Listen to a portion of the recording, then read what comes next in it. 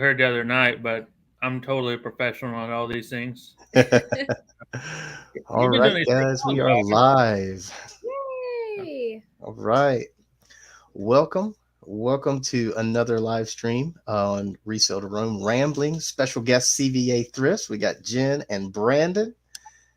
We're very good at rambling. That's right. That is my specialty. That's why I'm a good teacher. I just talk nonsense half the time. There you go. Yeah. So both of you are teachers, right? No, I'm not a teacher. You're I not a teacher? have the patience that Brandon does for that, to Yeah. be Okay. honest. Yeah, like she came from a family of teachers, though. That's true. So she's everybody but her, Was pretty a much. teacher. Was a teacher. Okay. Yeah. All right.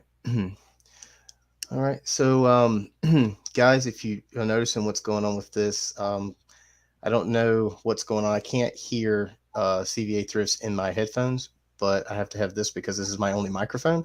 So I've got like one ear open so I can listen to them for the chat, and got to have the microphone close so it'll work. So Now we're we're having a 100. little bit of technical difficulties, but we should be able to overcome this. If not, it'll just be really funny for the whole stream of me with a headset halfway off top of my head.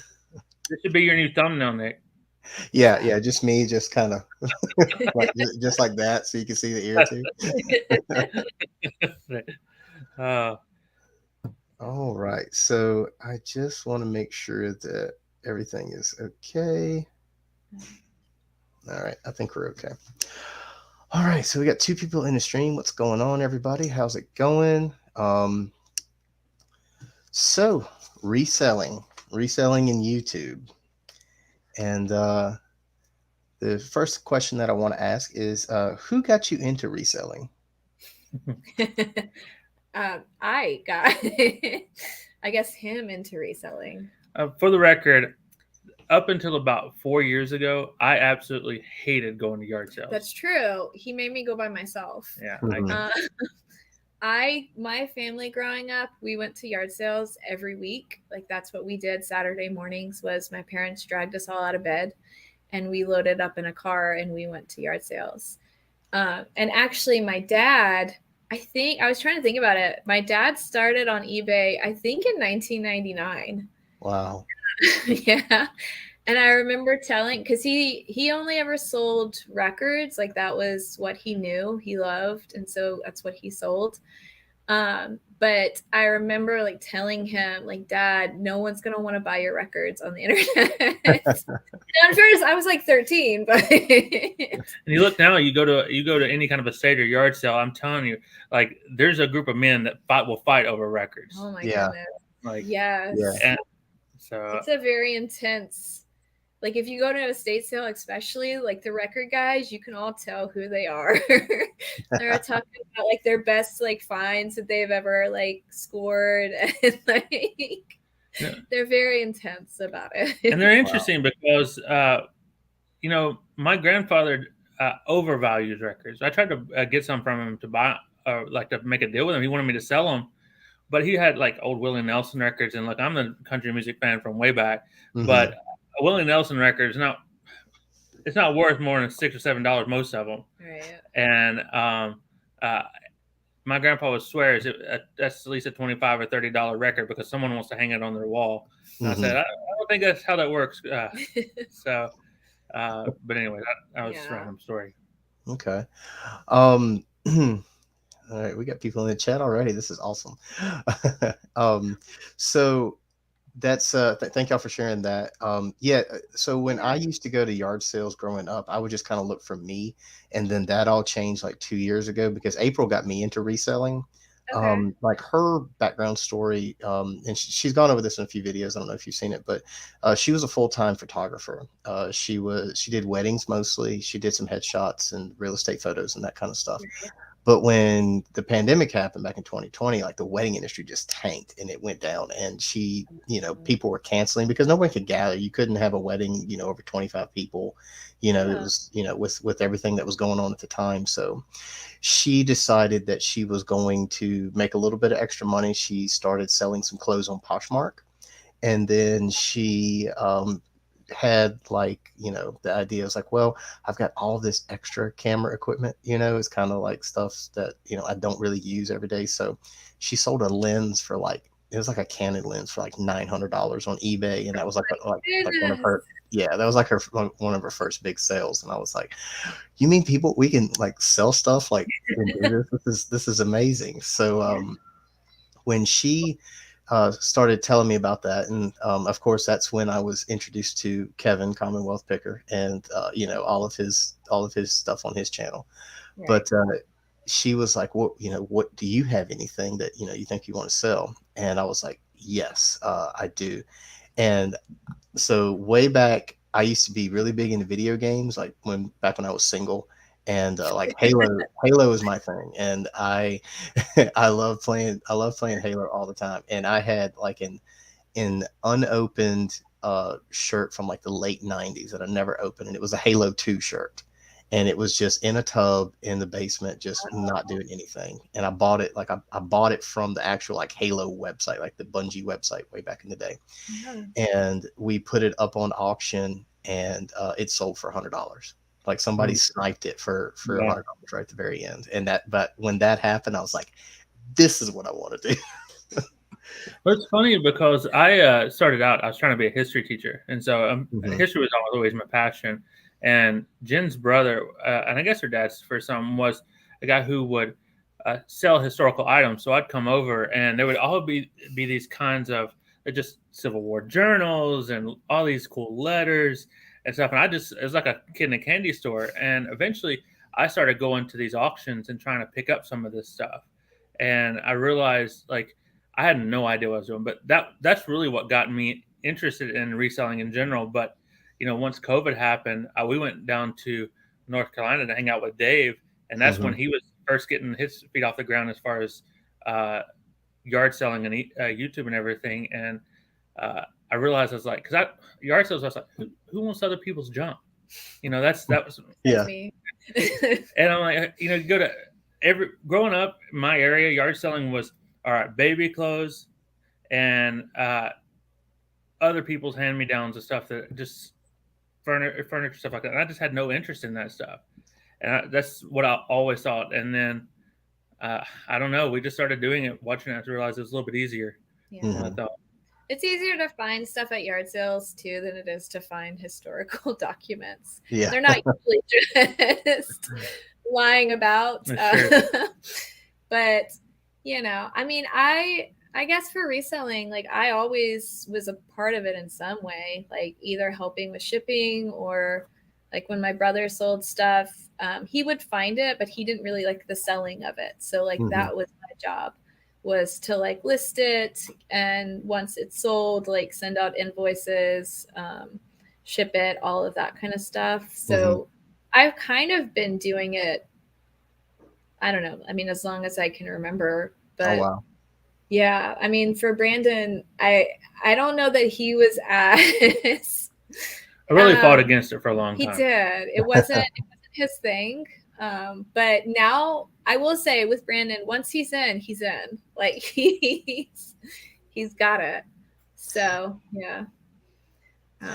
That's so cool. I mean, like this is something that, like, I mean, I don't know if my kids are ever gonna, kind of follow in our footsteps for this, but this is something that I think that is awesome. And I think it gives you like a leg up, because it's a way that you can make money without, having to, have a degree, or, have a craft, or, have a lot of relative work experience. And, every little bit helps with anything. And, I think this is something that I want to expose our kids to early on in life, that, maybe they'll run with it, maybe they won't, not going to pressure them, but at least they can, kind of have this as like a good way to, make a little bit of extra cash, and, a good knowledge of things.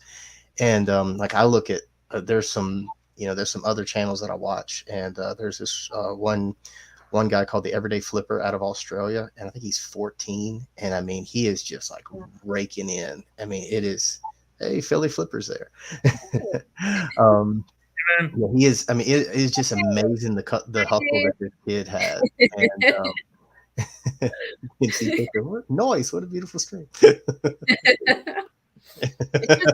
I forgot I could show comments, so I have to go through. Tina says hi. Hey, Fran. Fran says hi. Tina again. Oops, I probably should have showed that one. Tina, sorry. Jen's in the stream. Really. But yeah, it's it's been something that at least for us, it has opened up the door to like a lot of different things, because I always had that mindset of, this is I go to work, and that's what that's we I go to work, April goes to work, and that's how we do. If we don't have it after work, we don't really have any other option other than work more overtime. But now with this, it's like it's multiple streams of income, and it's no better feeling than to wake up in the morning.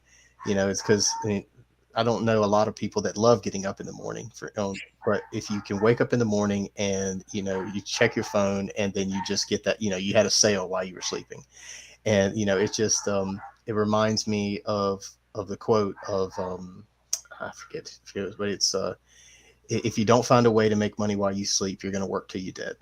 And that's just that's just a way that you can. It's just a great feeling to know that you made money in your sleep. So it's true.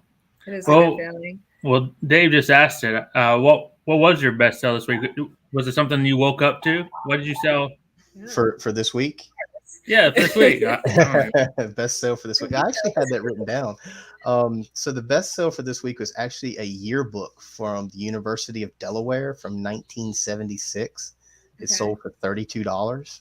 Nice. And I think it was a Goodwill find. So I think it was either 99 cents or $1.99 at the most. So right. We had it listed a little bit higher, but the we got an offer in, and we were like, well, yeah, that's a quick sale. Yeah, that's right. Jen picked up this old heater. I asked her, why the heck is she buying old space heaters? I really like old space heaters and old fans. And not only that, but it's I'm looking. Nobody's going to want it because they're not safe anymore. And she listed it for $70, and I'm thinking that's crazy. I think it did take a little while. It wasn't like an overnight sale. No, it took a couple months. It almost took like a celebration because of the fact that it's finally out of, because we have a storage unit, and that's where half of our stuff goes. It's not cluttering up the house. And it just, I was so happy when that stinking thing got out of here. It did sell though. It sold full price. Like, it was exciting. And we sold old man suspenders today for like 20. Excited. Oh yeah, like the no, they're like, I thought they were cool, but like Steve Urkel kind of cool. Yeah, like they had they were suspenders, but I think they were like, I don't know, like a measuring tape or something that I got at a yard sale. And the woman was just like, I don't even know where that came from. I said, well. Do you ever take your kids yard selling? Yes. So Ren is usually with us, and like this year is like the first time that like he wants to stay in the car. So we usually leave the car running. If it's not in every situation, but if it's like, if I can pull like right into the person's front yard and I can pretty much see everything that they have there, he'll want to like eat his snack and play on his tablet, and we'll. Right. But it was one source of video I did from last year, and like I'm walking around, I got the GoPro on my backpack, and then like every time I've been down to look at something, he bends down and he stands up and he knocks the GoPro with his head. And I put in the video like, oh, sourcing with the 4-year-old is so much fun. Oh my goodness. Well, I had the great idea that we were going to be like Dave, and we were going to bring our kids, and it was going to make our videos like cuter to have our kids in there. Mm-hmm. But our kids are not the same age. They're 1 and 3. Or no, wait, he just turned 4 and 8. So the 8-year-old is great. Mm-hmm. Like, he's so good. Like, all that. He's self-sufficient. But the 1-year-old and the 4-year-old, I mean, they are cute, but don't make. Well, Henry, the 4-year-old, is so shy, and I mean, it's like not that he just won't talk. He's a lockdown, not moving. Mm-hmm. When he's out of his comfort zone, starts screaming. And so now Jaden's 8, and we're just starting to take him, and that's kind of goes back to what you were saying.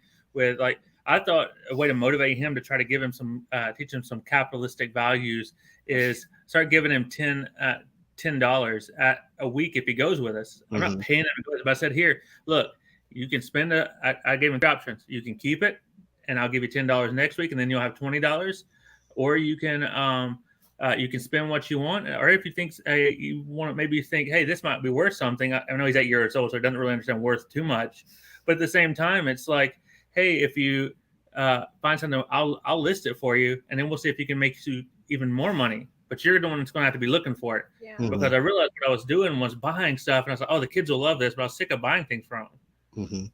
So yeah, but all that's happened so far is that Brandon bought stuff to sell, and he took it. So 8-year-old. So he's got to keep his money, and he still gotten us to buy. That's what that's the real capitalism right there. The 100-mile yard sale last fall. I bought like the like for pizza delivery, like it was a Pizza Hut thing. It goes on the roof of a car, and I paid $20 for it. It could sell for, it's like 100, 120, 130 is what it lists for on eBay. But my oldest son, Reagan, my 17-year-old, he was like, he saw that when we brought it home. He's like, mine, and he just grabs it and takes it, and he's like wall light. He kind of did for some. He put like LED lights in it and like made it like modernized it, and it's like in his music room, and he has it kind of, well, that's creative. That is kind of cool. I was like, I wish I had that $100 right about now. Yeah. See, I feel like Brandon has that problem with me. I'm the one that's much more likely to want to keep everything that we buy. No, and he sells it when I'm not, or he like lists it when I'm not paying attention.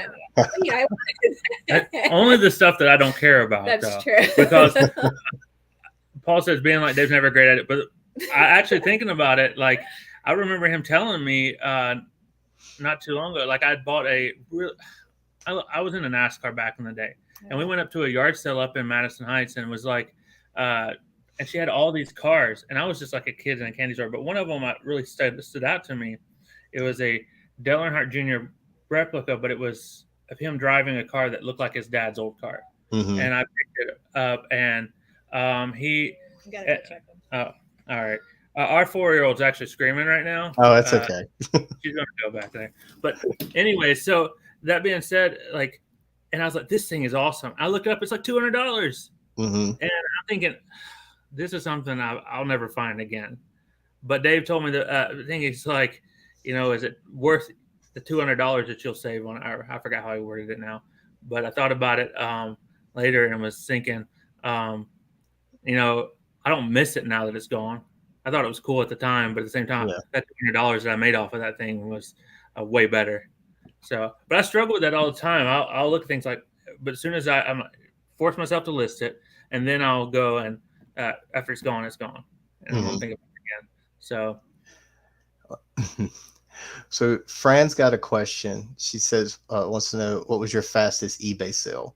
The fastest one for me that kind of comes to mind was the back to Pizza Hut. It was a different Pizza Hut light. It was it was like a Tiffany style. It was like the red and white checkerboard. It was like the round ones I used to have in the restaurants. We sold one of those last year for $1,100, and we listed it. And I think it sold it wasn't even like 15 minutes. We listed it like right before we went to bed, and we were laying down in bed, just kind of looking at the phones, and all of a sudden we turned the white noise on, put the phone on the nightstand, and then ching. and it sold right then. So that's. Do you ever worry that you undervalued it? Like I always worry that I undervalue the darn thing. That one,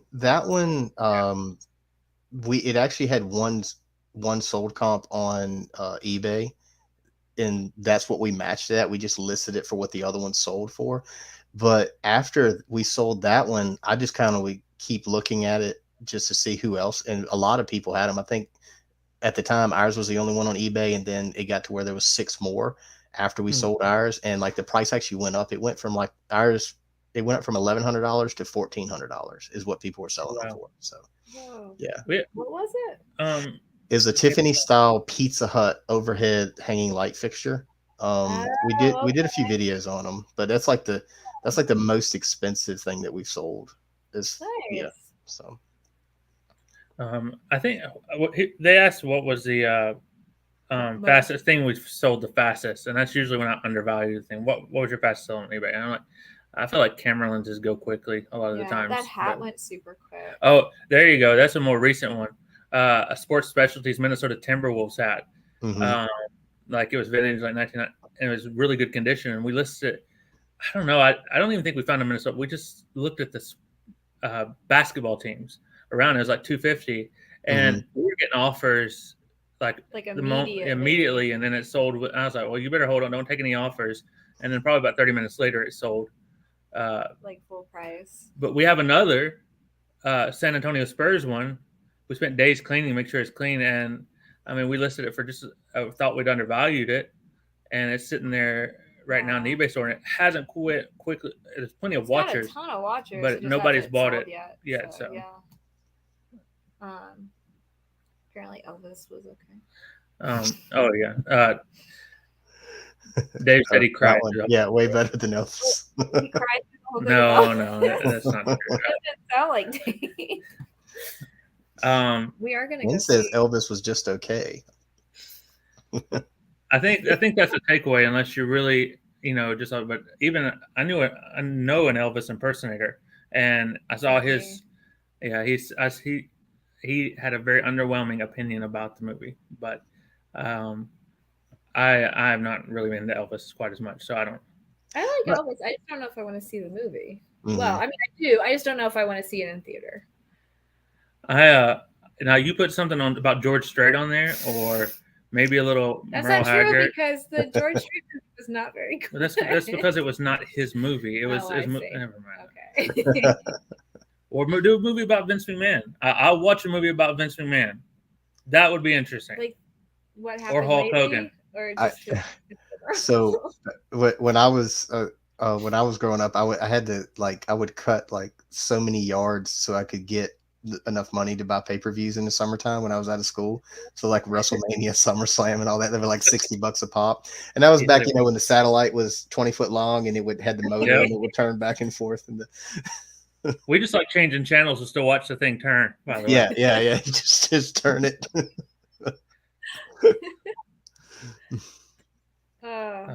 But no, we're like. I still have. I don't even know why. I don't even watch it quite as much anymore. But they have on Peacock. They have the WWE Network, and I don't watch it all that much. But it's nice going back in the day and watching that kind of stuff. So that's more of my nerdism. I don't want to call it a guilty pleasure because I don't feel guilty at all about it. So a lot of my students think I should be, but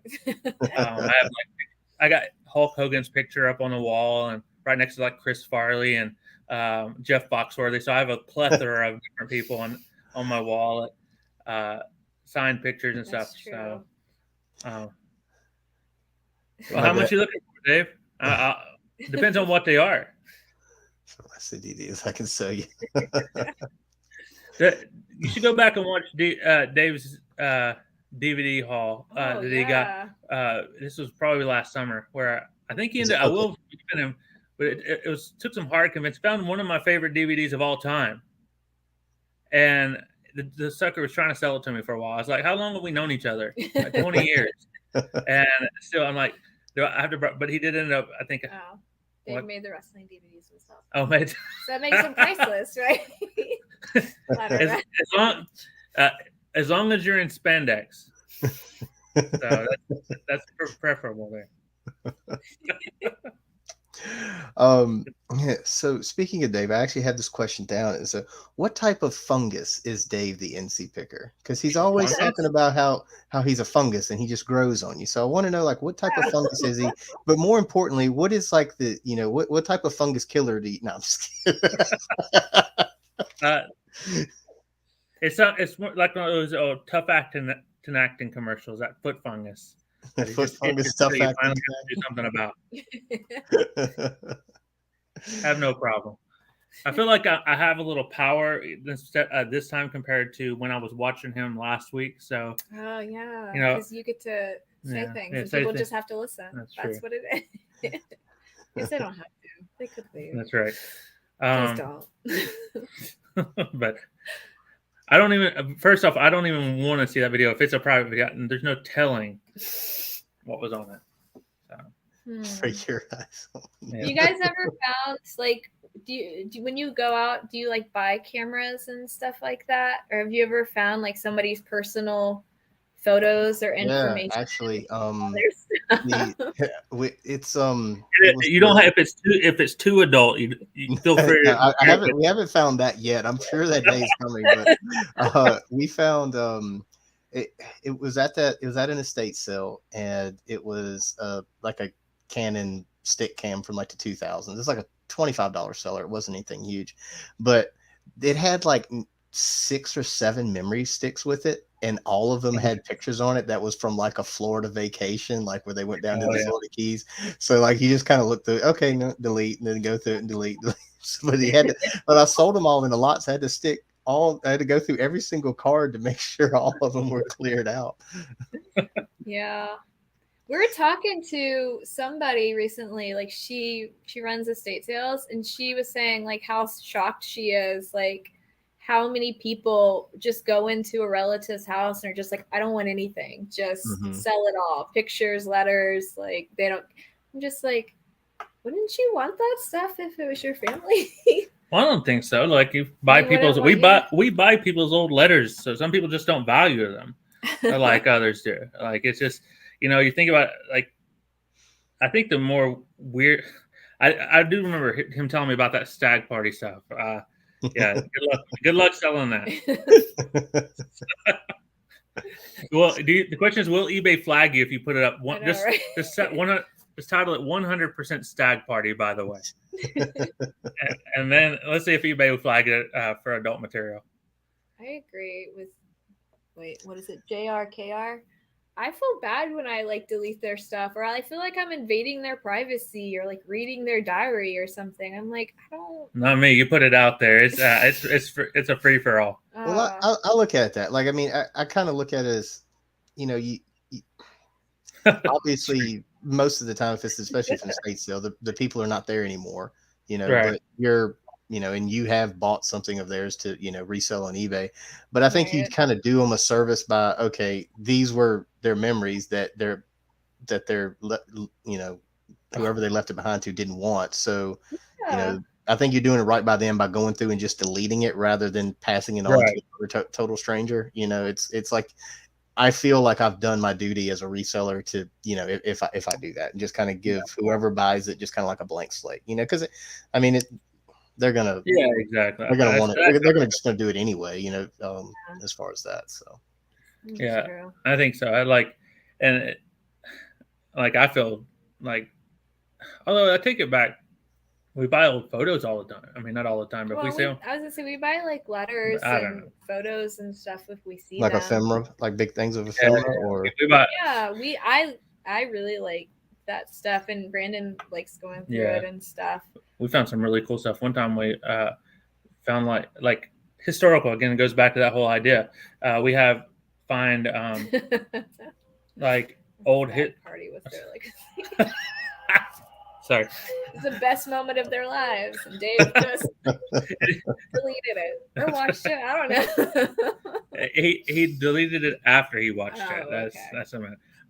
But no, that's the thing that I really like finding, because that's where my passion is history anyways. And so I think that when you can find that stuff, and we found some stuff that should be in books, or movies should be made out of cool letters and stuff. We had some weird stuff going on with some of it, so I can't share too much online. But it was a really cool story that we found, and so. Yeah, I mean, it was just some letters we found in an estate sale, and it wasn't the people's like grandparents or parents or anything like that. It was letters that belonged to their uncle. And, so I guess they probably just didn't care because, I don't know how close they were to him. But anyway, like we double checked with the estate sale company, like if it was for sale, and we paid for it, and it took us almost a year to actually like list it. And the family ended up finding it and saying that we had stolen it, which we hadn't. But I think that they didn't realize it was going to be worth anything. Mhm. Was ultimately like Well, what the issue is. it reminds me. Did you see Primetime Treasure Hunters video where he found the signature of Frank Sinatra that he bought in Yes, the I estate watched sale? that. Yeah, and then his family got all. See, they were wanting it back, weren't they? Yeah, Can't yeah. remember. He saw, and they sold it back. From what I remember from the video, because it was two, one where he bought it and one where he did the follow up. The estate sale was not supposed to put those items for sale, and Yeah, he did. They didn't know it at the time of the sale, so Right. I think he ended up. I think the son or whoever the family member was that was still living ended up buying it back for like half of what he had it listed on eBay for, which was like a fair market value, I guess. Yeah. yeah, But it was I mean it was so awesome. I think it was an awesome story of him, to kind of do that and give it back, because I Yeah. mean in a situation like that it's it's oh yeah, kind of hard. So yeah. Yeah.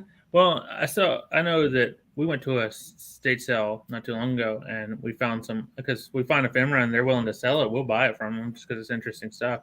But mhm. at the same time, uh, one lady they ended up not selling to us, and like I don't know why anybody would want their personal letters. And we kind of Jen kind of explained it to them that look, it was look, it's just we don't have that kind of stuff No, anymore. I mean it's a Yeah, first-hand account of that time period. And yeah. so So, that kind of stuff is cool. And like my I mean, like I said, my brother always sold that kind of stuff. And one thing that he would say is that like, all it takes is like a mention of like a baseball game that they went to, describing like what it was like, or, somebody came into town that was famous and like what the town did to celebrate that, or like, that kind of stuff. You can't get that in the history books. So people do value, I mean, it's cool stuff, Mhm. We're not really going to have that for our generation because, I mean, we'll Yeah, have everything's computers digital now. I mean, and take stuff off, but it might be more stag parties. So, it might not be the yes, it same might be. I mean, it's if you can level. if you find some 1880s stag parties, that's probably going to be worth something. So um so we talked it leads me to my next topic is like, what if you could rank like your like sourcing locations, like where do you what is your favorite, like yard sales, estate sales, thrift stores, that kind of thing? So Church sales. it's church sales. I love church sales.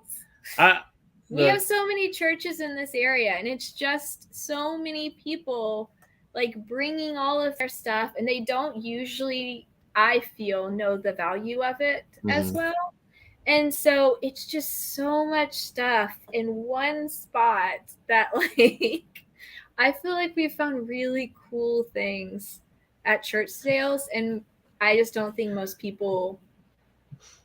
Well, Jen and I are both different types of resellers. That's Jen true. can look through everything and look in the depths of a box, and we could spend 30 or 45 minutes at I would happily I mean, spend 30 or like an hour. And I'm like, all right, I peeked through everything. I'm ready to go to the next sale because Hmm. in our area there might be 20 to 30 on any given day, Yeah. and I'm like, all right, well, we got to get to all of them, and I know we're not going to be the first to all of them, but I don't want to be the last. Right. Sometimes the last is good, you know what I mean? Hmm. And it's so I'm just ready to go. After 15 minutes at a church sale, I've looked at all the tabletops. I'm good. And she's over I'm there still looking through the looking. jewelry and looking through the clothing, and that's her thing. It's just a different style there, and so she isn't down with us separating. I figure if we go her separate ways, we'd be able to get more, but she hasn't went with that. She wants to do it together. So Yeah, April's the same way too. She has a knowledge of stuff that interests yeah, her, and you know, I wouldn't have picked up stuff that she picks up, but it always sells.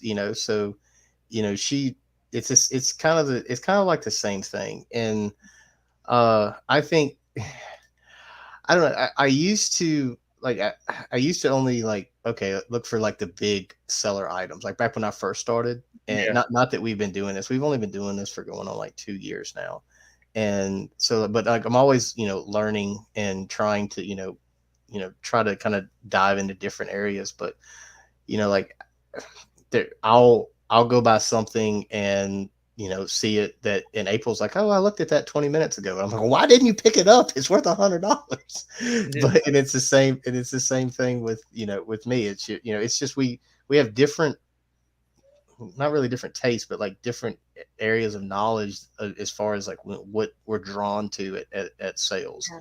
And I think that I think that kind of gives us an advantage because it's or anybody that if you have two people that are Yeah. into it together, and you can. And that is the fun part of it too. Like I remember it was a church show we went to out in like way back in Bedford. It was like a 45-minute drive from here. I'm thinking all the cells are this way. There's this one church cell on the back of the Peaks of Otter, and I'm thinking, why the heck are we going out here? She's like, I want to go to this church cell. Like, okay. And so I'm looking through all the, just trying to find something. I don't know what I picked up there. But then she grabbed this old Foghorn Leghorn t-shirt. I'm like, who? And that's, again, anybody will tell you, Dave will tell you, Jen is a better picker than me. It's 100% true. I'm okay with it. I accept the fact I have a very single track. Just watch some of Dave's videos. I'm not very good. But anyways, that being said, one of the thoughts is like she bought this shirt and then turns around and sells it for probably within a day $150 for a Foghorn Leghorn t-shirt. That's awesome.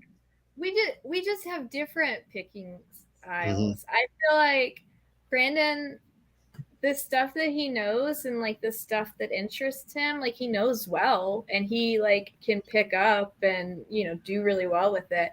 I told him, I feel like the other day, I feel like I'm like a jack of all trades but a master of none. I just like I pick up a bunch of little things and then like one of them hits and I'm like, okay, I gotta get that again. But yeah, I don't know. I do like looking more though, and that's I will say that is probably a big difference. I enjoy. Well, answer Dave's question, by the way. Is there anything about vintage blankets and linens? Because I have. Yeah. Lord knows that's out of my wheelhouse since we're on talking about random things. I know, right? We are talking. Do you buy that kind of stuff? I know you bought the Popple. That's where we first saw you that one time. Yeah, that was. Yeah. April's bought some, some Afghans and stuff like that. It's not really in my wheelhouse. I think the only thing that I thought was like as far as linen wise was pretty cool. At an estate sale one time, it was actually all online. Like they had like a preview day where you could like look at the stuff, but most of it was just online. And they had an entire set of Thomas the Tank Engine, like kids bed, like whole bedroom thing. It wasn't just the bed. It was like the curtains and the tie backs and like, the pillowcase, reversible, everything. And I think she picked it up for like, it was like less than $10. And it's like all of it sold in a lot for like $100. Yeah. And so that's like the only time I've been like, oh, cool. That's pretty, I'd never even given a second look. I would looked at it and walked away thinking, yeah. But the one thing that I have been careful and I've realized is video games are quick sellers. But one thing we've really stopped doing, like I used to be talk about single focus when I started doing the yard selling back in 2020 and gotten away from more of the historical stuff primarily. I thought video games was it because that's what I liked. And I realized, number one, people value them very highly. And like all you got to do is put video games in a sell title on Facebook or wherever, and there's going to be 100 people show up. Yeah. But two, I mean, you're going to make some money on them. There's no doubt. But I don't feel like we've made our best money on video games by any means. And I mean, if you get it for super cheap and no one showed up, sure. But usually you have to have some old grandpa whose grandkids left their stuff there 30 years ago. Video games for me are really the best if it's like it wasn't their video games. It was like their kids' video games. And they don't know anything about them and they don't really care anything about them. And they're like, here, you can have it. Anybody who knows about them usually like knows what they want to sell them for and like what they're worth. And, so I don't know. We definitely pick them up when we see them, and the ones that sell quick, but I don't know that they're like. We bought a couple consoles lately, but nothing. Video games this season has been pretty much dry for us. We haven't we haven't found them, and like for the ones that we have found, they're not like huge sellers, and they're not fast sellers by any means. No. So We had a Wii pandemic. I felt like last year we bought. It felt like every sale was selling a Wii, but again, um, they will go. They'll go at their own time, but I don't care. I think I have some now. I've just trying to get them out of the storage unit, and I've put like 15 games with it, all the shovelware, that kind of stuff, and like just 15 games, probably $80 on there, and a Rockstar band unit and everything. It doesn't go. It's still sitting there. Yeah, I will say too. I think it kind of depends on what area you live in. So if you live in an area that I don't know, if you live in an area that has more like old school video games, that probably will sell quicker. I feel the ones that we find in this area are all like PlayStation or Wii. Yeah. Hashtag Raleigh. Dave found so many. That's all the dude could ever find. It felt like, he found a lot of stuff, but he'd always call up here and get like, oh, I found a Nintendo GameCube with 50 games, and I got it for $10 and stuff like that. I'm like, I've never seen a GameCube at any sale. It's like Raleigh was fool's gold. We went down there. We could. All we had was thinking. What's the community yard sales? Oh, yeah. And look, I'll go to a community yard sale here in Lynchburg or wherever. Let me tell you something. You see community yard sales in Raleigh, you better stay away. You just waste any time and gas. That's true, by the way, JR. That you have to be creative and where you get them. Probably not the best way just to leave it on eBay. So. Wait, what are some creative ways to source video games? Maybe we're just not creative. Well, I definitely am not creative. Ask my students. Nick, do you have a favorite place to source items or like favorite type of sale? Here lately, I've really kind of preferred estate sales. To with yard sales coming in close second. Like the day of the 100-mile yard sale where it was just raining and like nobody had anything out, and we went to that estate sale. I was just sitting there thinking, I was like, wow, this is like a redemption factor right here, because everything's usually inside. And we've been going to a couple ones over like the same companies that are running them, and we kind of know that which ones have good prices. And like we went to one that it was right down the street from us that the other week that we'd never been to one of their sales before, and we thought their prices were kind of high. And we're like, yeah, we bought a couple things, but we probably won't go back in the future. And then but we'll have to talk about the names of them off camera. Yeah. Well, it's not that I'm trying to keep a secret. I just have no idea what they are on the top of my head. If that's the case, then I'll just throw them all out there. No, I don't want to trash. I like estate sales. I don't like waiting outside of estate sales. Yeah, that can be kind of.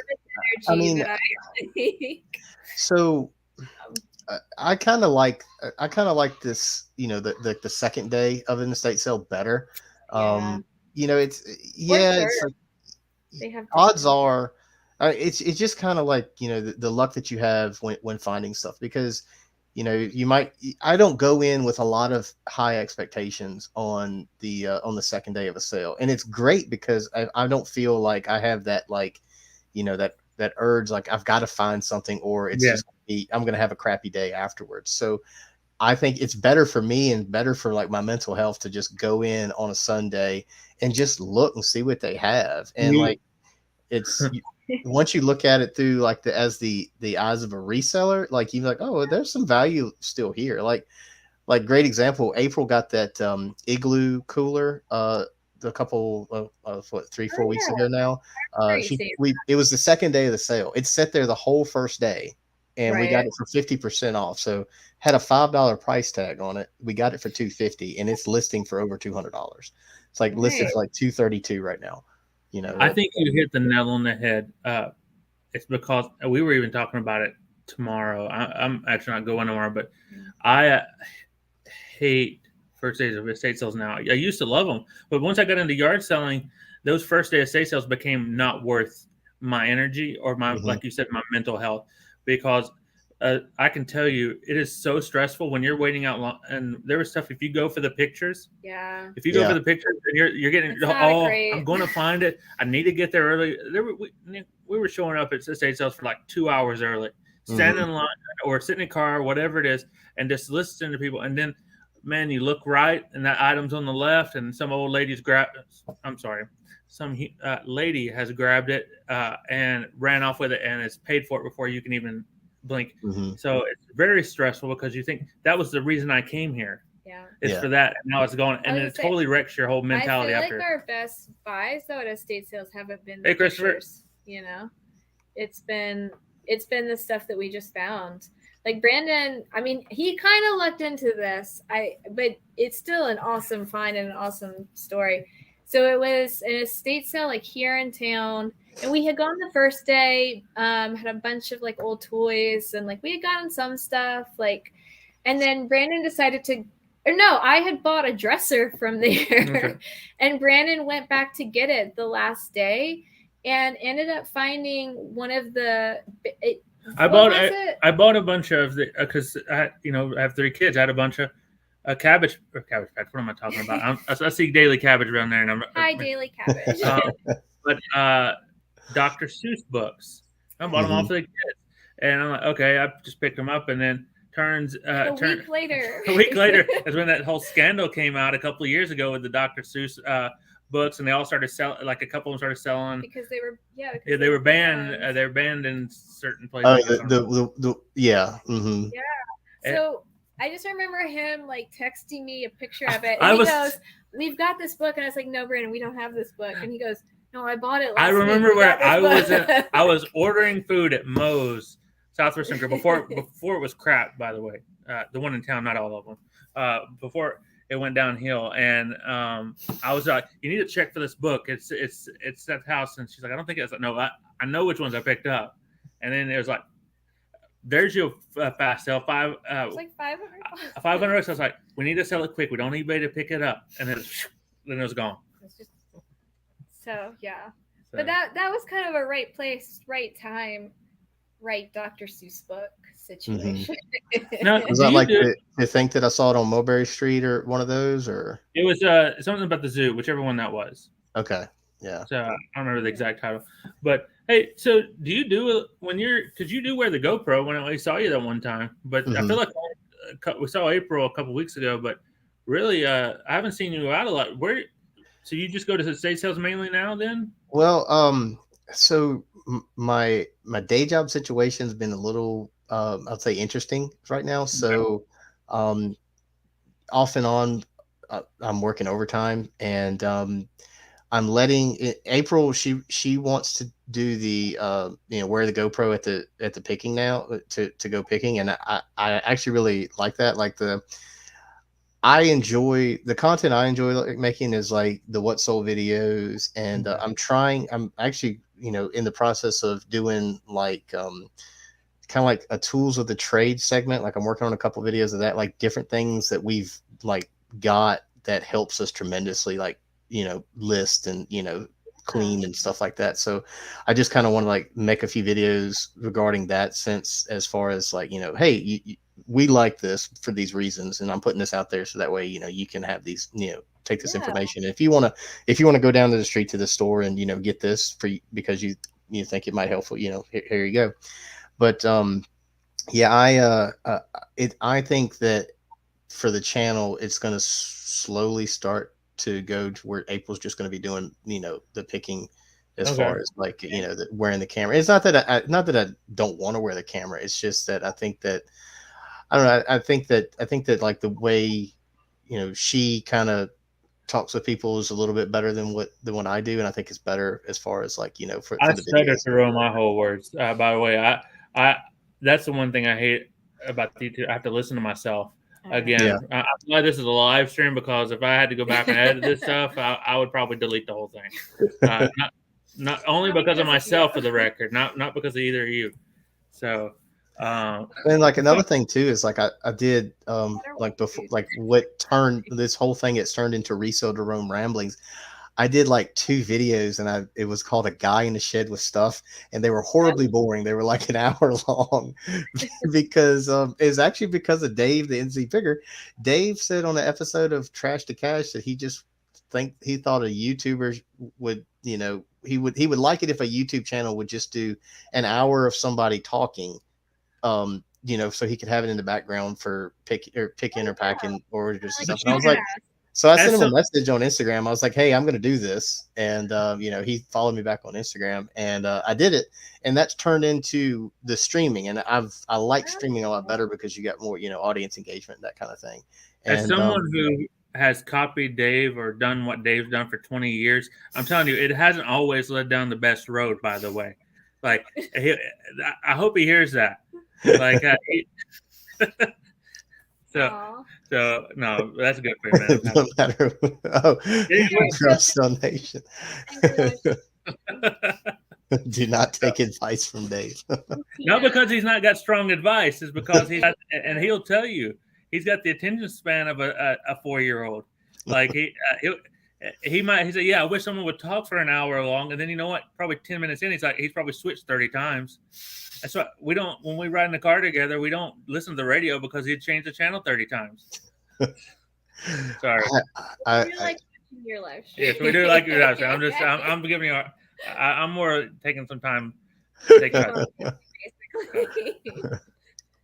So yeah. I feel like Brandon, I have discovered it's not that I can't wear the camera, but I forget about the camera when I'm picking, and I need to be better about that. Brandon doesn't forget about it as much. So like the angles sometimes don't.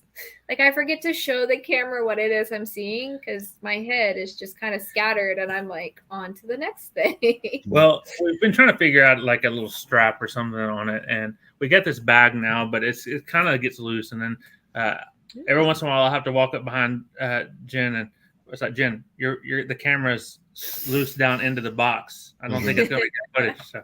But at the same time, if you watch some of mine, I'm like looking at something, but my whole body's faced the other way.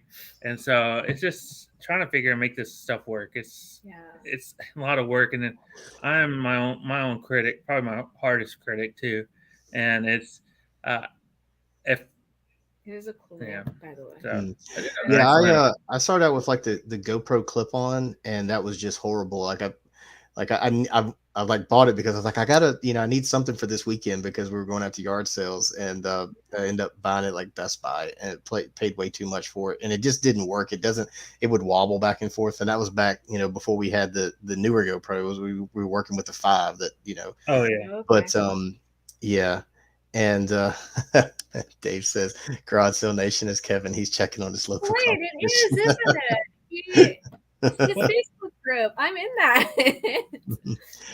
Yeah, that's what they were talking about. It used to be Commonwealth Auctions. Now he's Garage Sale Nation. So now he's I just kind of blew his cover for everybody that's out there. I kind of remember the auctions thing, but I don't think it ended up happening or something. I'm not entirely certain, but I do remember it. Mm-hmm. But Kevin should know us. Like every time Jen fangirls whenever he's walks up in a yard sale, or maybe that's me. Maybe that's me. I'm still waiting for that Miami Dolphins hat. Oh yeah, that from you. I remember that as well.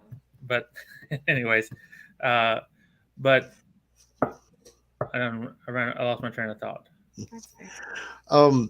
So I mean, obviously, like, with all of us, reselling is something that you're obviously passionate about. But like, what is, like, if you have like your reselling dream that could like manifest into reality, what would it be?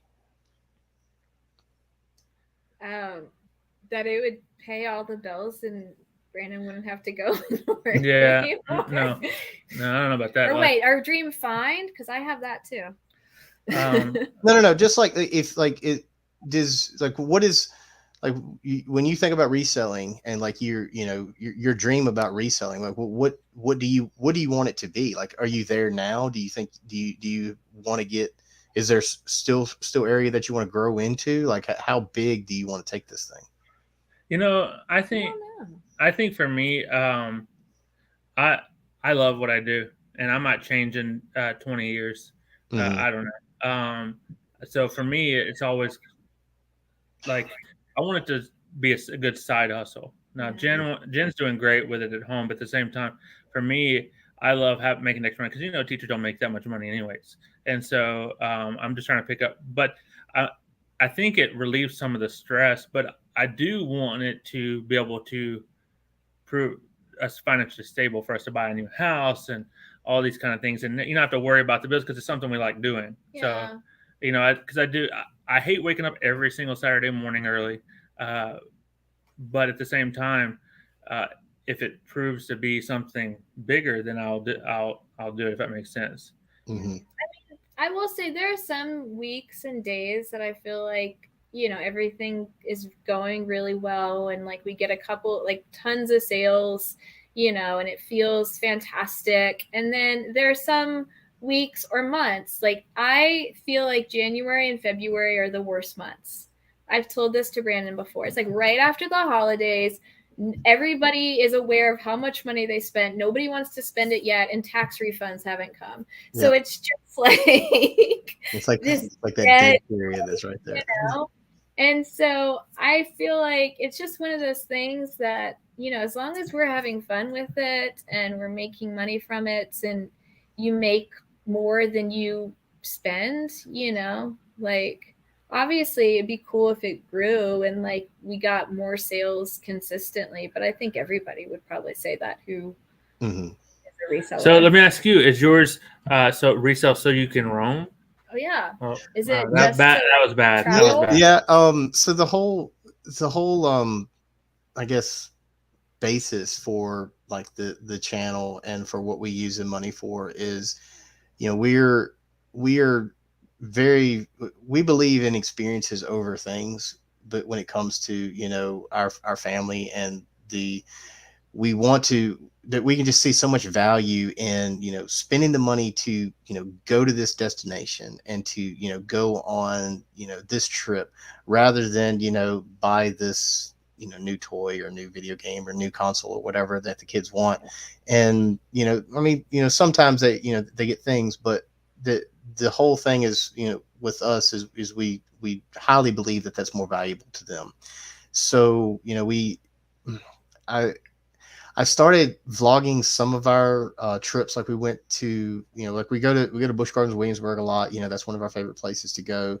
And I vlogged some of our trips down to Disney, and it's on the second channel, Knick Knack Travel Hack, if if you want to check it out. But it's been that's kind of like what it was for. And we're still trying to do that. We're like right now just kind of life is life is in a weird spot right now for us, but we're still trying to put emphasis on that, on traveling. And there's a lot of places that I would really like to go. Like I have grand dreams of seeing like Horseshoe Bend out in Arizona. I want to go like the Alamo down in Texas. I want to see Yellowstone. Like Wyoming is Wyoming's like top on my list as far as that. I picture you But as do you being want like to pick at all these places, or I picture you being like Well, a cowboy with this stuff. By the way, all those places sound like something a cowboy would love. Something like I love. I was That's what gonna I'm say saying. something uh-huh. like So, do you dream of you having your own Bonanza, like Ponderosa, whatever it is? like a ranch or like a Yeah, I don't know. what's that show, Yellowstone? My sister really likes that show. That's true. Well, we I hope watch your it. dream isn't that. Yeah, It's very dark. it does not make Montana look like a place to live. I mean, it's pretty. Kevin says his post office hates him. See, our post office loves us. They give us all their boxes. Like Yeah, that's true, but it's also a really I small come one. home with more boxes than I. That's true. That's the one good thing about work right now, is that I pretty much have free reign over any boxes that I want. Before I walk out the office, I look at like what's sold. Okay, I need this box, this box, this box. That's right. Well, that's the way it is. Like I tell all the custodians, that's the nicest people you want to be to at school is the custodians. They'll hook you up with anything, and I'll come in every morning and there's like a bunch of soap dispenser boxes or something, and they'll sneak in there in class and they'll drop something off, And I realized I was So like, nice. it's a few every day, but then I was like, oh my goodness, there's not too many boxes because they're expensive. But at the same time, like, where are we going to put all these? I have to start breaking them down and shoving them away. Well, I don't have a cabin yet, so That's true. our dream is to have like a garage or a cabin where all our eBay stuff doesn't have to be in our kitchen and dining room and our living room. Well, just so you know, we have a shed and we still have eBay stuff. Like like these are pictures like that are just waiting to go to the booth. And like we have a closet, full of booth stuff, and then like my basement, which is like supposed to be my workspace where I can work on stuff. No, that's full of that's death pile also. It takes over. I do buy artwork that I like to resell, but then I tell Brandon I can hang it up until it sells, and then it's just mine.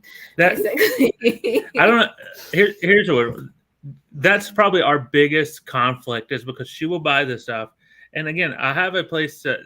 I like my goal is first to have a place where she can put this stuff, and it doesn't come to immediately. Put it in our house. No, well, yes, but then it's anyways.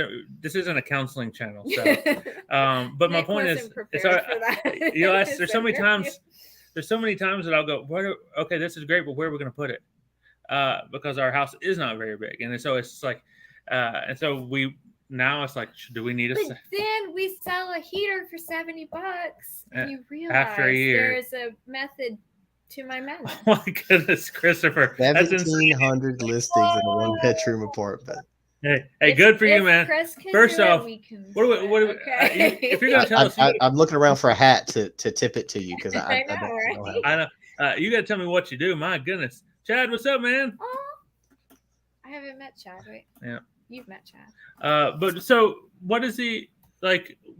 I guess I should be asking him what the heck are you buying that you can fit it in a one-bedroom apartment? Video games, because that would make sense. But it could be like clothes. Like I was watching some of Daily Refinement's videos, like all the clothes that he fits vertically in like boxes. That is a fair point. But I feel like right now, since he hasn't responded yet, we can take shots at what that actually is. So I said, you're thinking clothes. What do you think, Jen? I don't know. The only thing I'm thinking right now is that part-time picker taught me you can buy old underwear, but I don't think that's right. But that's true. I did that in the States, and I bought a pack of tidy whities. Did they sell well? I haven't sold them yet. They're listed for like $30, but they were like $1 or $2. Every time we see them, Brandon always makes the joke like, "Jen, you want to buy someone's underwear?" And I'm like, "I don't." Well, they're too brown. I don't feel comfortable. I don't know if it's a natural brown or not. Them brown. Well, these were like new in the package, and like. Okay. All right. Well, that's acceptable. I've seen like Matt, part-time picker, pick them up all the time, and like he rolls the comps at the end of the video, and it's like, oh, it's sold for like $65. I was like, really, tidy whities? Look, I don't find those underwear. Well, I got the plastic racks from Home Depot. All right. Well, see, good for you, man. We're happy. Live your dream. He's organized. Like that's the thing with all our stuff. I think we bring too much in for us, and it's just kids. Yeah. But what was her name? Her name was April, the girl we see at the estate sales. What? April? No. The other girl. Oh. The girl at the estate sales. Star City Picker. Oh yeah. So. Oh yeah, that April. Yeah. I follow her on Instagram. Oh no, not your wife. The other, she started talking to us about it, and I remember. She's bought it before. That's right. Going into a estate sale with her down in Danville, and she's going through drawers and everything, and I'm saying she's looking for old man's underwear. I'm like, I don't know. That's a line. I'm happy for anybody who can do that stuff, but that's just I remember going to a yard sale. I was going to come a video of it pretty soon, but looking at it, I was like, nope, I just can't bring myself to buy old underwear. I just can't do it. So there she is. Hey, that's April. So, but April, more power to you for the record. To any estate sales this weekend? Jen might see you there. I'm going golfing tomorrow. That's true. Oh yeah. That's my April. Okay. Look at all the Aprils joining. So, but I will pick up vintage lingerie, but I haven't recently. I don't think I found any recently. That's another one. I feel like I would be a dirty old man buying vintage lingerie. That's something only a girl can buy. I feel like that, right? Maybe just not you. Right. Well, you would make an awkward joke. That's true. That's the awkward jokes do come after, and I usually dig the hole and I can't get out of it. That's true. It does that with me all the time. So, But, anyways, but you had something you wanted to say. I can't remember. I don't remember. Was this just kind of going back to like the shed? It's like like we're glad that we had when April, because that used to be her photography studio, and then when she made the transition into reselling, now it's just full of all kinds of stuff. But my advice I was going to give you, whatever size building you think you need, double it. Because you're going to run out of space. Because when we started doing that, I'm like, oh yeah, if this whole eBay thing just decides, it's going to go by the wayside, she can still have half of the shed she can, use for pictures. No, it is all shipping, and you have to come by sometime and just take a look at the hot mess that it is. Well, that's the way it is. It's like I get it in the mouse jeans. I saw them. I still think about them because I thought they were that cool. So, Minnie Mouse jeans. I have realized here lately, though, that I've tried to open up and things that maybe last year that I wouldn't pick that I do this year. But then I get here and I'm like, why do I have this? I don't want to list it, and that death pile is getting bigger and bigger, and because I'm just like I'm not excited. So if I don't sit down that day, and it's hard to do it right after, I'm exhausted after yard selling, and the kids want to play. I've been away from them all day, and I'm like, if I don't list this today, it's just going to go in that back room, and then I'm going to forget about it.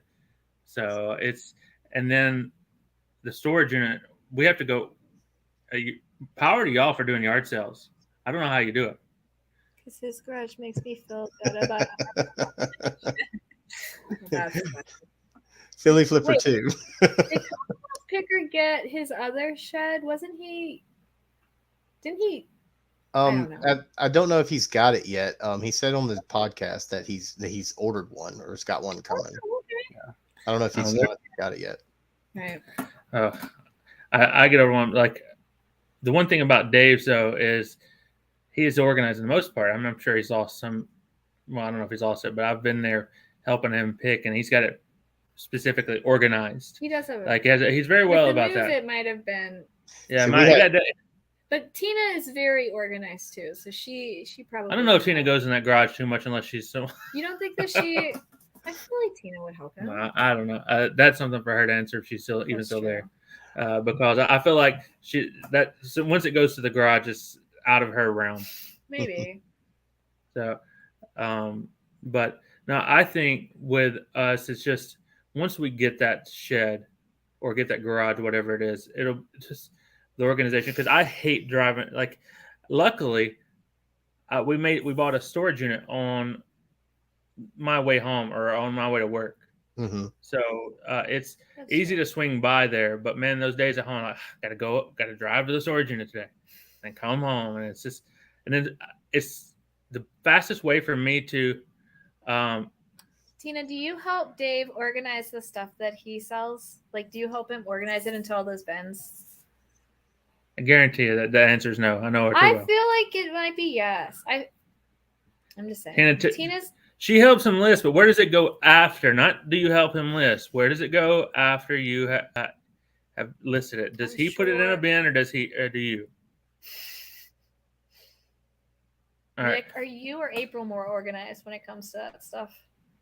Oh, we do not really have an organizational system in the shed. So like we have like a bin, and like if it's kind of sort of similar, like if it's stuff that kitchen stuff, all the kitchen stuff's in a bin, but it's not like a skewed type thing like I've seen like Dave and other sellers. WR73. No, we have nothing like that. We have like a kitchen bin, and then we have like a plush bin, and then we have toys and tools and stuff like that. We tried to do the like different letter bins. See, I told you. All right. Well, then you're the reason he's organized them. What just goes to show is I know Tina better than you. That's true. So, I'll take it. But we tried to do the like letters, But what happened is that once one of them started to get empty, we weren't very good about like, we would just fill it up without remembering to like put in any sort of code. And so that system quickly fell apart. Especially and when now you we just have toys, home goods, gens, odds and ends. Like, it's fine in the wintertime when you're not at a storage unit and it's hot, but when you're stressed out or you're like, I can't find this in the middle of the summer, and you're like, oh, I've been on there for 15 minutes, like it gets a little too much. Yeah, well, that's like I did it on my story a couple weeks or the other week, but it was we sold a VHS, and it was a horror VHS from the 80s, and I couldn't find it. We looked for it for like 15 minutes, all over the shed, couldn't find it, and it was in a box under all the Bibles. Like the VHS was on the bottom, and like all the Bibles, 6-7 of them got packed. And I'm like, yeah, that makes sense, because you want a horror movie next to the Word of God. It's just that's right. That's what you want. That's right. And that's the way it is too. Like there'll be times where like I'll get in there and all right, I'm ready to get out of here. I'm start moving stuff around, and I put something in the wrong bin.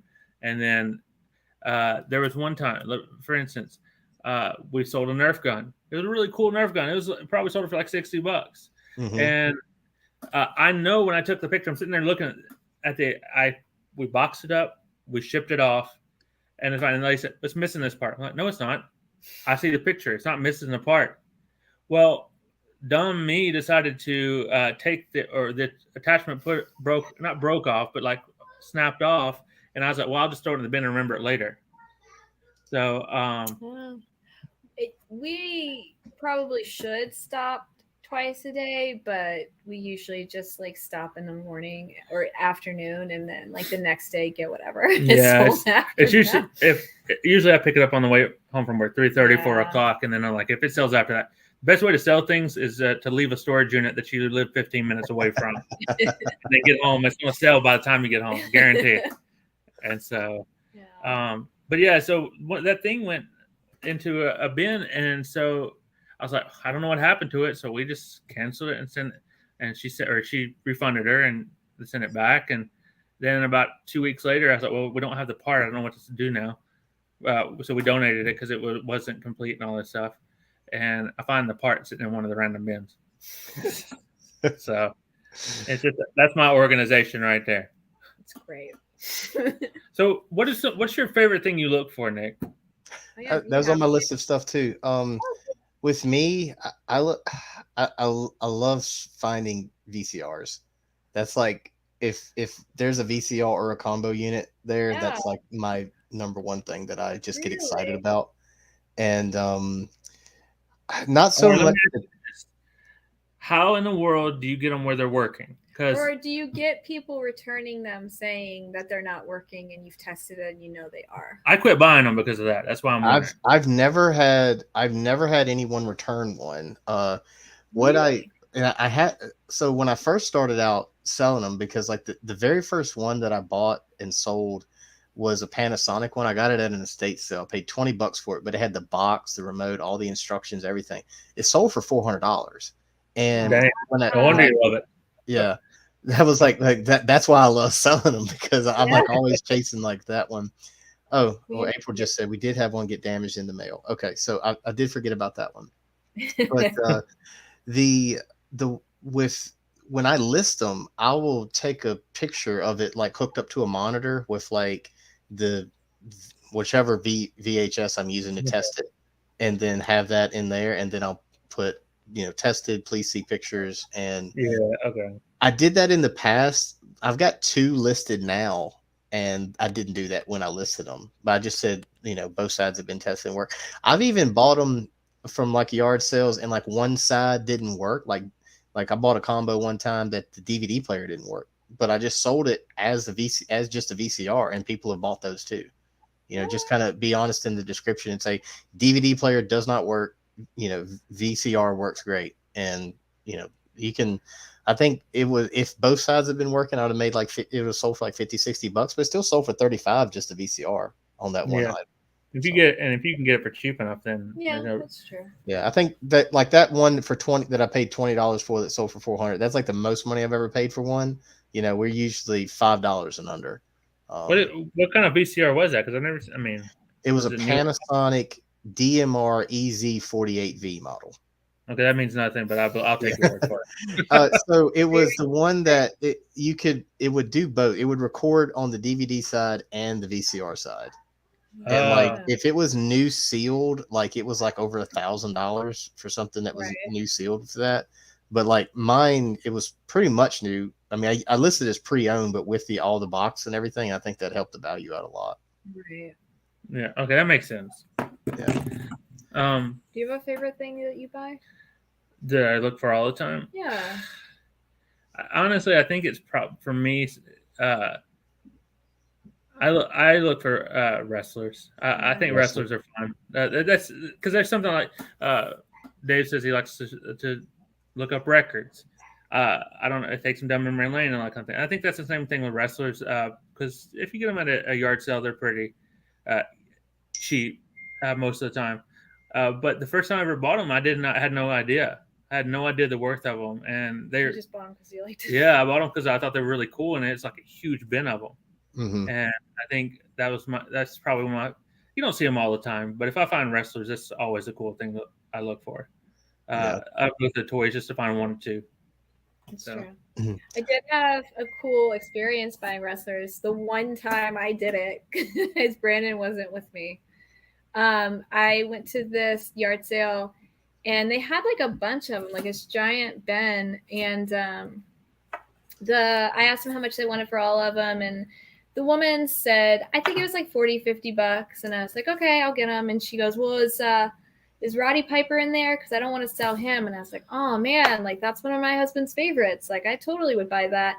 And it turned out that like her daughter is best friends with Roddy Piper's daughter.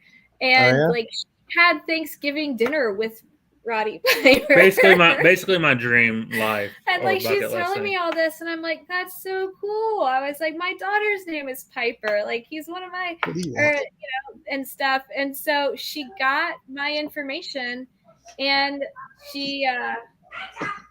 Sorry, April needs something. You're part of that team, the better half. So that's true. Now the 5-year-old's in here too. Okay. It's a party. And say hi. Hi. I remember him. So it's Brandon and Jen. Hey. What's his name? No, I got to wear the headphones.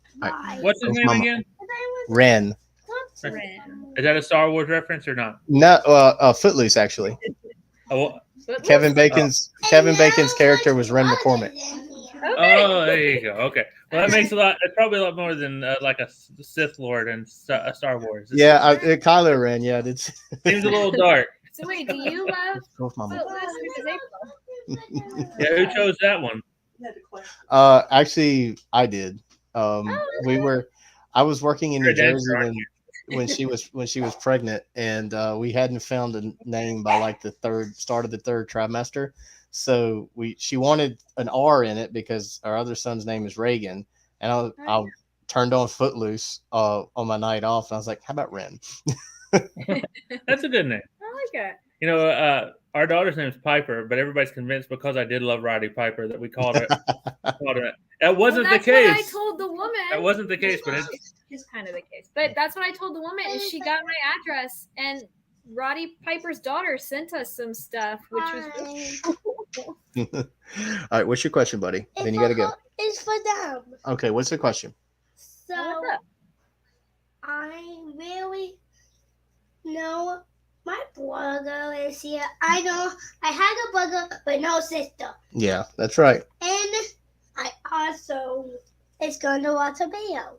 Oh, you are? He used to come one time. Do you want them to come watch one of your videos? Yes. Okay. He used to come and watch a video. That sounds like a lot of fun. Videos anyways. Yeah. Can you hear us? Can you hear us? Yeah, he can hear us. Yeah.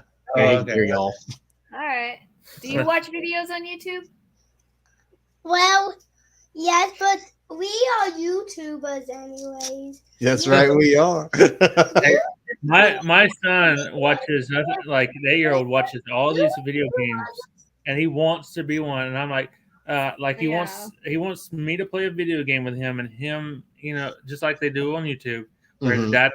But I'm like, buddy, you still have to edit that stuff. And I go, that sounds exhausting. After what we're doing now, I go, I just don't have the energy to add another YouTube channel to the repertoire because it's just too much. One is enough. Like Commonwealth Picker and NC Picker, who's now doing cooking. Yeah, he's got like 50 channels. I mean, he's what up? Dave's up to 7 channels now. It's something like that. So I get excited though with his cooking videos because that's what I like. I haven't checked him out yet. Dave, if you're still here, drop the link so I can subscribe. Yeah. I will give them this. They are very good. They are very good. They're good. Entertaining. Yeah. It's the best parts is when he burns himself or something like that. That's not no. I told him if he makes it where he's just like like Mr. Bean's cooking channel. Remember old Mr. Bean from the That stuff sounds entertaining to me where you're burning it down just about every time. Dave, please don't burn your house down to entertain Brandon. I don't want him to burn his house down. That's a little extreme. Well, you were the one. That's like Mr. Beast right there. That's true. Well, do you ever, because editing these videos, I would try to watch these kind of guys. Like I get online and I'll YouTube these guys to try to, get some expertise. And there was one guy's like, make videos like Mr. Beast. And I'm thinking, first off, Mr. Beast didn't start out as a really good editor, but at the same time, you're not going to be a big person like Mr. Beast because of the way you edit. This guy gives like millions of dollars randomly out to people, and those kind of things what gets people click. It's not editing's great, don't get me wrong, but I guarantee Mr. Beast pays a lot of money for people to edit his videos well. So I question the genuineness of some of these clickbaits, which I guess I'm do you guys have any feelings about clickbait? Yeah, I'm one of them for the record. I mean, other than what I think is going to be clickbait, just doesn't work. I mean, it's I think that it would be a good slogan or a title, and the video, which most of our videos flop. I mean, we've got like the Old Faithful video, which is the one that has 15,000 views. That is always. Flip the patio furniture. Yeah, the patios. Yeah, that's like that. I really liked that. So it made me want to go buy furniture. Yeah, it's true. I need you to stop making those kind of videos because I don't have the place to put furniture right now, and she's getting motivation. Okay. I want to buy all the big things that Brandon doesn't want to do it. That's right. And I don't. I used to woodwork, and I don't want to spend time working on furniture. It's a lot. So if you can not motivate her, please. April's been working on a couple pieces, and we've got this really cool old table and chair set from the 60s probably, and I think we're going to end up taking it to the booth, but I've got to work on it. I've got to work on it to get it out of the let her buy the seats. I got to get work on it out of the basement, but I got to have time to work on it, so it's all furniture is something. Like last year, I think we flipped around $1,000 worth of furniture, and like some of it was easy flips, like 2 to 3 items were really easy, and then some of it just required a lot of work, like that table and chairs. That was pretty extensive tear down and rebuild. But I'm glad we made the video because that's our most successful one. Don't let Star City Picker. She wants you to buy the furniture so she can focus on the other things. She does furniture. We talked about that. Actually, I am curious if she already sold all the wicker stuff she got, because she got some really cool. So, do you guys, those like wicker? This is the motion for it. Apparently, the wicker chairs. A peacock chair. Yeah. So my mom used to have one. Mm-hmm. And like I have pictures of me sitting in it. I have no idea what happened to it, but I want it back. Like I know at one point I had one, and they're so popular now. But yeah, they are. I think I don't know. I'm not sure. It was one of them. I think it was at a yard sale where April was trying to get to it, but I think it sold beforehand. And but like furniture, like my sister, like my family, they know that we're always going to yard sales and stuff. And you know, my sister always be like, "Hey, if you ever see one of these, you know," and she'll like, it was like a corner shelf, and she's like, "You pick it up for me." I was like, you know, okay. So it's like now it's like, okay, yeah, we're sourcing for us to make money with the resale. Now we're sourcing for Yeah. wish I list. know. I got a message today from one of my friends. He said, "Look, I have a friend of a friend who says, do you have comic books?" I'm like, "Well, what kind? What? I'm not just going to pick up comic books and buy them for him, and then I hope he pays me back." I go, "I'll probably buy them and resell them to him at price." So I don't know if it works because number one, I don't have any connection to him anyway. So, but I think don't know what comic books are. well, I will give Jen credit because there is times that with furniture, she'll go to Goodwill, and there's this one time it's like this mid-century monitor, which means nothing to me. I'm not trying to sound. I can't tell you one from the other. I just know it looks like it's. If it looks like it's from the Brady Bunch, it's probably in coming back. That's how I do it. If it looks like Alice Brady's cleaned that thing or whatever their names are, then that's probably make some money off of it. That's come to my house. But like she picked them up at Goodwill, and they did sell really quickly on Marketplace. Yeah. So some furniture. I'm not always against furniture. It's just he's the one that always has to like pick it up and bring it home. So that's true. That's the thing too. Like we've got, it's like there's a piece of, it's like a leather chair that we have to do like work on the back cushion, and it's just taking up permanent residence in the basement right now until we can get it done. So it's like stuff I really want it out of the house, but at the same time it's hard to dedicate time to do that because you know it's with everything that the family has going on, and then everything that you know is going on, you know, with work and everything else. It's you know it's a lot. It's hard to remember and to dedicate time and to like do this one specific thing so you can go ahead and get it listed. And because it's kind of like it's reselling, but it's not like the main avenue that we resell in, you know, it's kind of like just, but we did get one thing. April sold we had this like wire shelf. It was a Kool-Aid shelf that April picked up, and she sold that today. So that was good. Of course, it was either today or yesterday. My days run together here lately. But yeah, I was glad to get that out of the basement, and we got I don't know 5 or 6 things to go. There's somebody like I think she like lives downtown, but the name is Ongoing Vintage, and you can find her on Instagram. But the way I found her is I kept finding like mid-century modern furniture would pop up in my newsfeed online, and it was always her. And I was like, where is she? I still don't know where she gets it all. Like just the amount, if you look on her like Instagram feed, the amount of stuff that she has.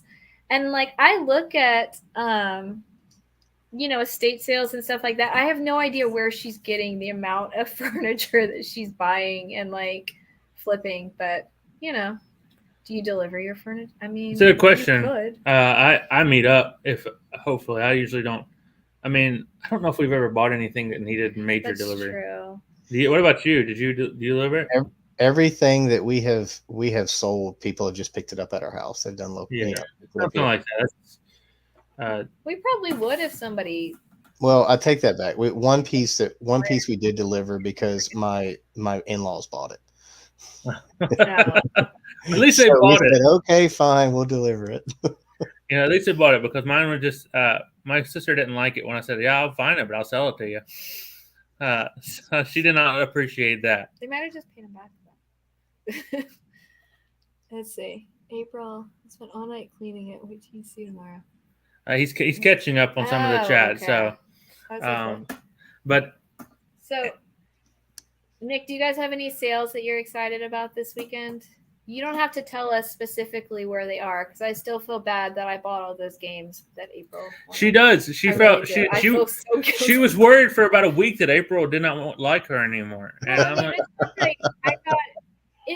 I just felt really bad because she was waiting in line and I didn't see her, and we just went around back because we had been there earlier, and the guy was just like, "Oh yeah, like we'll just let you in through the basement." I was like, "Okay," and then she came down and she's like, how did you get here so quick? So I felt really guilty. But hey, the yard sale closer's here. Hey. We're right in there in the same area as Nick and Commonwealth Picker. Central Virginia. It's very popular. Virginia. I think there's more pickers here than there anywhere else in the United States at That's one true. time. Maybe that's why you can't find GameCubes at sales. That's true, because it's. Do you ever get that feeling where there's just so many people here? Yeah, I mean, it's not just. I mean, it's not just those three. I mean, you've got.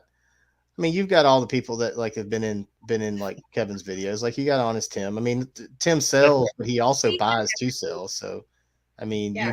you've got a lot of there's an estate sale like the estate sale that I filmed at where I bought that VCR.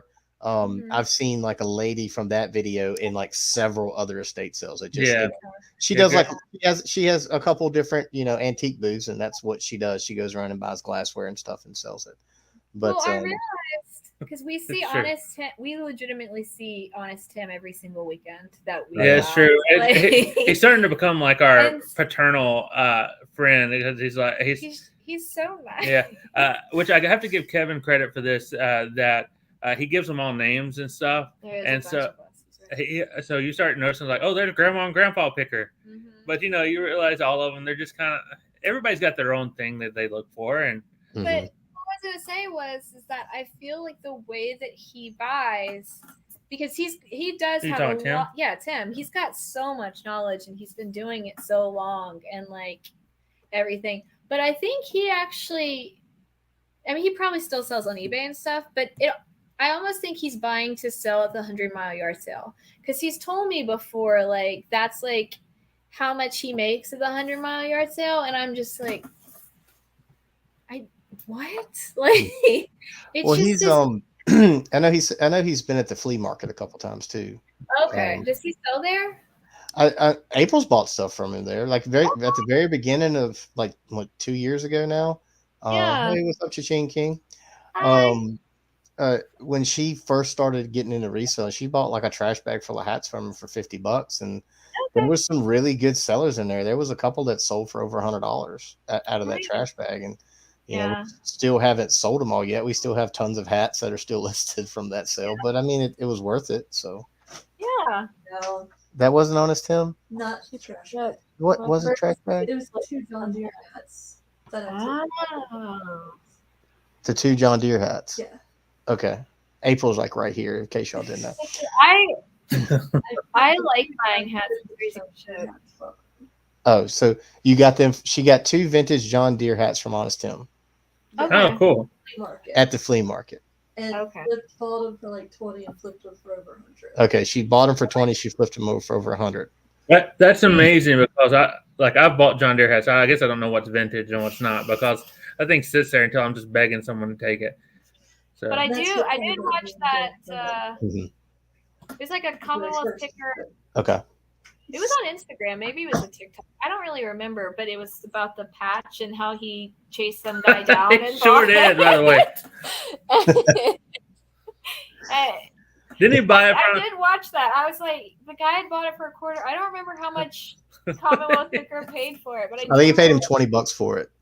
Okay, but I do remember like watching him like do that, and I was just like, see. I wouldn't know to chase somebody down for that. Now I do, I guess. But only Kevin has the gumption to be able to go and do that. After I see the hat go, I'm like, there it goes. Because I don't know if I would be able to say, hey, I'm going to give you $20 for that hat. I would be too nervous that the guy wonders why I'm trying to scam him or something. Do you think I could charm somebody out of their hat? You'd be a lot better than me going up and trying to charm them. So that video. That was like one of the very first. That was at the beginning of the reselling thing, and April was like, "Hey, there's this guy from Bedford that does this too, and this is what I think I can do." And she showed me that video, and I was like, "Really? That has for like $300?" And that he made that section of the YouTube video into a TikTok, and I commented on it. I was like, "That's the video that made me want to be a reseller," and that is that.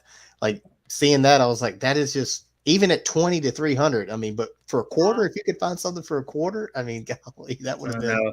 That's really it. And I'll give a shout out to Dave. I'll think about some of it's not even, I don't know how much he sold that hat for. But I will say that watching these plush and stuff like that, I'm thinking, I used to not be able to go through a bin of plush. I'm like, who wants a bunch of stuffed animals? But he also helped me with like, you know, unless you know something, don't spend more than a quarter or 50 cents for a plush. And I'll tell myself, I order a t-shirt, stuff like that. And it's helped me a lot to know, you know, how much to spend. It keeps the bear. It's true. But yeah, it's going to yard sales and sales in general. Like you used to have the mindset of like, oh, well, what do I want? What do I think I could use? Yeah. But now it's like I'll buy something I have no interest in just because I know it'll sell. And I think that's, you know, it's yeah. Do you? I do have this question because I feel like it's a little different now that we're videotaping it. But do you feign interest in the things that you buy? Like, what do you mean? Well, because like sometimes you buy something and they're like, "Why would you want all of this?" And I'm just like, "Oh, I just really love." I was guilty of doing stuff like that. Like there was. I don't know. I've gotten over kind of like the stigma of it now. I feel like I've gotten better at it, but at first I always felt like I needed to justify why. There was this one time. I was at the Goodwill, and they had this Brazilian Jiu-Jitsu gi. It was like a top and bottom. They had it for $8 for the set, and it sells for like $60. It was like a Venom brand, and I saw that. I looked it up. I was like, okay, cool. It's going to be a good seller. And then like the really nice guy that works at the Goodwill that's checking us out. It was like, so which one of y'all, is into jiu-jitsu? And I was like, my son is, when he's really not, but you don't know. He panicked. I panicked. I didn't really know what to say. Wait. Listen, that's for the other channel that we're starting, Dave. So, but that leads to a good question. As far as Goodwill, where are you at on Jen? Do you like shopping at Goodwill? So we can't. Goodwill we've That's Brandon funny. has a Brazilian. Like that he sells you out. Yeah, our 8-year-old too shy to tell anyone. So so we don't have to worry about it with him. But we'll go back to that one. But please do. Leave that That's stay tuned for the third hour. Goodwill they've gone up so much on their prices that we don't especially with shoes. I don't really like going there anymore. It's not something that we do. The Goodwill trips for us lately is like, it's like, hey, we have X amount of time to kill before we have to do this. So Goodwill's right here. We'll just go in. But I will say this, we have gotten very picky about what we get. Like it has to be a really big, sell through rate for us to buy something there. Like, I mean, the stuff that we used to buy is just like, I mean, unless it's because they've gone up so much, and it's not. I don't. You can ask Jen. I have very strong opinions about Goodwill. She's a little softer on it than me, but I like Goodwill. I feel taken advantage of because now I know that where they don't even put their best stuff out there, they take it to their auction so they can make more money off of. They do. I know that's a controversial opinion, but I absolutely hate Goodwill because I think they're con artists. Goodwill, I will say, like, because they've got their auction site, and then they've got like the blue box, which I don't know if you've ever bought a blue box, but I mean, if somebody has done well with them, then like that is awesome. But like the mystery box stuff that they do. The mystery box stuff. I'm just like, oh my goodness. Dave, tell them about the Goodwill haul that you had at one time. The pallets. Yeah, he bought the Goodwill pallet. Oh, sorry. Go finish. Well, no, but I do get like little updates from them or something like that. And they sent me a message the other day that said like, our new like website for resellers. It's, I want to say it's like worn, not wasted, or I don't know. It's something like that. And so they've got a new one that you can actually like set up your own store with, I think is what it is, which I don't really want to do. Yeah. No, I like Goodwill. I like going into Goodwill and kind of just looking, and like you can find stuff at Goodwill. I know Patriot Picker, for example, like that's where he sources most of his stuff is Goodwill's. Yeah, I bumped into him several times. Yeah, but like, and I just like shopping at Goodwill and thrifting and like all of that. So I'm not going to be too whatever about any of it. Mhm. But I will say, I don't think that I guess I used to think that Goodwill was more of like a charity thing, and I don't know that like I can feel that way anymore. Shout out Patriot Picker, yes. He's gotten out of the YouTube game, so it's not. Yes. But you can still watch his old videos. Yeah. He found that $1,000 book that he sold that had the president's autograph in it right at the Goodwill that's right down the street from us. So yeah, so you know you can definitely find stuff, but you just it takes a lot of effort, and then you got to go. There's a lot of people out there and that are resellers that get in there. Again, when I'm a teacher and I'm going in there, I'm not going in there at 3:30, 4 o'clock in the afternoon. So it's really tricky to get in there at the right time. Yeah. So, but yeah, so I just have strong opinions, but she takes care of it for us. So I didn't realize that Dave had 40,000 on YouTube. That's so cool. Thanks for bringing that up. You know, here we are. We're working on ours. No, we're overwhelmed. Got 300. I guess there's a congratulation in order. We should celebrate. The same, you know. Anyway. One day. Hey, y'all doing great. Y'all pumping out like a lot of consistent videos. That was something that I wish we would have done a lot more last year, because with my job I travel, and there was like a huge lag in content during for 3 months. So I think that really hurt us. But I mean, April's doing a lot more with the channel, and she's really she's very competitive. So if she's she puts her heart to something, she wants to, give it her best. And it's just, but to be honest, it was a lot of stuff that I didn't really know last year that I know now, and how to, how to do things better. And, but yeah, we're hoping, we're trying to do, at least get consistency down for this year. So I feel like I don't know, because we only have been doing this for a couple months, so we'll see how it all ends up.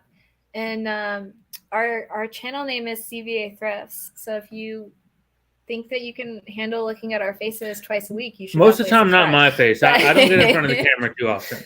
But I feel like I don't know if we're necessarily competitive. There's definitely whatever, but I'm just kind of if we can stay consistent, there's just that hope that one of those videos will hit big. I don't know how to do that. Keep tuning in, or just if you're wanting to subscribe to the channel, just look down there and type CVA Thrifts. I think we're the only. How do I do that, Dave? I'm sorry. It's my first time using StreamYard, so there's a lot of things. Oh, Gary, I think Chris is right on that. Things you don't think will sell. So that's very true. I'll say that. Look at them and I actually had. Oh no, I'm gonna sound so ignorant now, but it's okay. Whatever. I went to a church sale because they're my favorite, and I picked up this. I want to say Danbury mint. I confused Danbury mint and Franklin mint, which I know sounds dumb. So it is what it is. But it was a Christmas pug set, and I thought it was cute, and so that's why I bought it, because I love Christmas stuff and that. And it actually, I didn't list it for the longest time. I didn't look it up because I thought it was cute. And I was like, maybe I'll just keep it. And then one day I was listing a whole box of stuff, and I saw that, and I was like, I might as well just look it up. And it sold the same day that I listed it, finally listed it, for over $500. And I was like, I could have had $500 this whole time and never listed this thing. Why didn't I list it? That's a good point. It's some of the most random things too. You think that's why I go back to Dave's video with he bought all the DVDs, and me and him, that was the last sale of the day. We had all decided that was going to be it, and then we go in there, and the guy advertised all this vintage Star Wars stuff, and we go in there, and there's this one. I get this tunnel vision. And it drives me crazy because I feel it coming on, where I just get focused Hey, thanks for that. Thank But you. Thanks, But Russell. anyway, Closer. yeah. But I get the tunnel vision, and I'm like, all right, I've got to figure out how to get this stuff. And Dave's over doing his thing and looking at the DVDs and realizing most of them are sealed, and there's like hundreds of them. I forgot how many. It was like 400 or 500 DVDs, if I remember Wow. correctly. Mhm. Minus the one I gave you. Yeah, minus the one he gave me. But at the same time, and I look back and I can't get this guy to budge on selling these things. He wanted to do some sort of like Silent auction. silent basically. yard sale auction, and he was just going to get people's phone numbers, and they were going to bid on it. And I'm trying to just get him to sell it to me because I knew I wasn't going back to Raleigh to buy this stuff or pick it up, and he wanted to sell it later in the day. And Dave's just walking away with like hundreds and hundreds of dollars worth of sales. Wow. There you go. So he's $4,000. Which is more than the Star Dave, I Wars. added you as moderator now, so you should be able to drop a link. See, that's what I'm saying. That tunnel vision is so hard for me, and it almost happened. The video will come out sometime, but Yeah. where I get on the Tom Clark gnomes, and I don't even like Tom Clark gnomes, but there were so many of them, and I hadn't seen so much of that that I was sitting there that day thinking, man, this would be a cool video, and I want to walk away with these. I've seen Dave buy them, and I know, and come find out later, Tom Clarks don't sell that well, but at the time I thought they did, and I think I could walk away with these, and we didn't end up buying them all, but at spent $50 or $60 on those things. Yeah, ain't that the truth, by the way? Just set up a booth at the flea market. That's right. But I get that tunnel vision, and so it gets hard to pick these things, and like I'll get so stuck on something I know that I want that I'll miss all the rest of the stuff. I don't do that. I feel like No, it's Jen's better at it, and I'll get frustrated and just walk out of the yard. So I'm like, okay, I can get what I want, and I know that's silly, but it is what it is. So I'm just like a little squirrel that's running around trying to see everything. I've tried to get better, and I noticed how Kevin picks every once in a while. Like he picks like a Mexican jumping bean, by the way. Yeah, I realized. So it was probably last year, is before we actually like started YouTube and all of that stuff, and we saw him at a sale, and I realized that the way that he picks is that he goes around to like every table and basically like cherry picks the best things, and then he goes back around and like looks closely at things. But he just was moving so fast through that sale. I was like, wow, okay. That's true. Thanks for y'all, but I'm not. He said, "Are you a full-time reseller?" I'm not. I guess Jen, you kind of. I guess I kind of am, yeah. I mean, yeah. I'm the one that, I mean, other than during the summer, I feel like during the summer, Brandon definitely like has fun looking everything up and all that kind of stuff. But I've noticed last year, like COVID year, I could list like crazy in the evenings, where we're at home most of the time. When we weren't going anywhere. When Brookville went back 2 days a week, I could spend so much time because really there wasn't that much. Yeah, how did you guess? But that year I could work on that stuff. This last year, I don't think I listed anything during school when school was in.